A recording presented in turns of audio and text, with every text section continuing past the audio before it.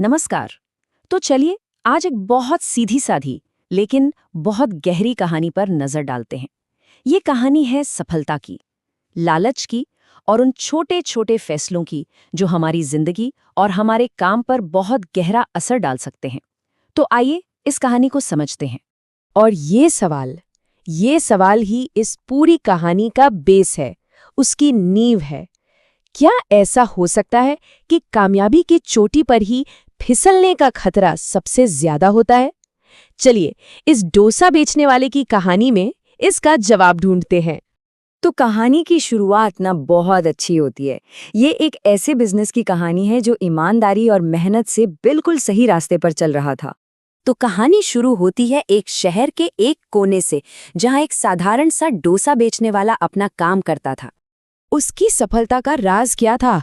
कोई बहुत बड़ी मार्केटिंग स्ट्रैटेजी नहीं थी, नहीं, सिर्फ एक चीज, बेहतरीन स्वाद।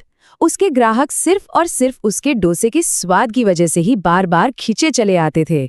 अच्छा, बिजनेस की दुनिया में ना इसे एक बड़ा फैंसी नाम दिया गया है, वैल्यू प्रोपोजिशन। इसका सीधा साधा मतलब है कि आप ग्राहक को क्या खास दे रहे हैं।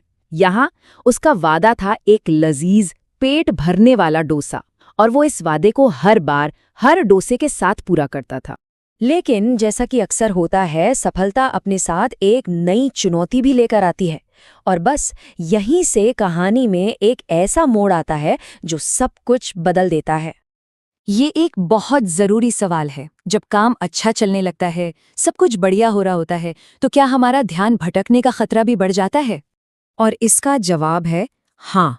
धीरे धीरे उसके दिमाग पर एक नया ख्याल हावी होने लगा, और वो था लालच। अब उसका ध्यान स्वाद और ग्राहकों की खुशी से हटकर सिर्फ और सिर्फ ज्यादा पैसे कमाने पर टिक गया था। और बस इसी लालच ने उसके मन में एक ऐसी सोच को जन्म दिया, एक ऐसा आइडिया जो उसकी पूरी सफलता को बर्बादी की तरफ ले जाने वाला था। और वो पल यहीं था, वो विचार यहीं था जिसने सब कुछ बदल दिया। क्यों न बैटर में थोड़ा और पानी मिला दूं, इससे ज्यादा डोसे बनेंगे और ज्यादा पैसा मिलेगा। सुनने में कितना आसान और कितना फायदेमंद लग रहा है ना? देखिए, ये समझना बहुत जरूरी है कि ये सिर्फ बैटर में पानी मिलाने का फैसला नहीं था। नहीं, ये सोच में एक बहुत बड़ा बदलाव था। अब मकसद ग्राहक को कुछ अच्छा देना नहीं था, बल्कि ग्राहक से ज्यादा पैसा निकालना बन गया था। तो बस इस एक विचार ने उसे एक ऐसे रास्ते पर लाकर खड़ा कर दिया जहां उसे अपनी सबसे कीमती चीज का ही सौदा करना पड़ा, और वो थी क्वालिटी। तो उसका हिसाब किताब क्या चल रहा था दिमाग में? उसे लगा कि भाई ज्यादा पानी मतलब ज्यादा डोसे, और ज्यादा डोसे मतलब तुरंत ज्यादा पैसा, शॉर्ट टर्म गेन।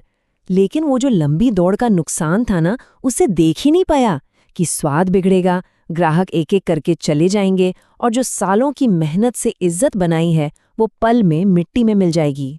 और देखिए ये गिरावट कैसे एक चेन रिएक्शन की तरह काम करती है। पहला कदम, बैटर में पानी मिला दिया।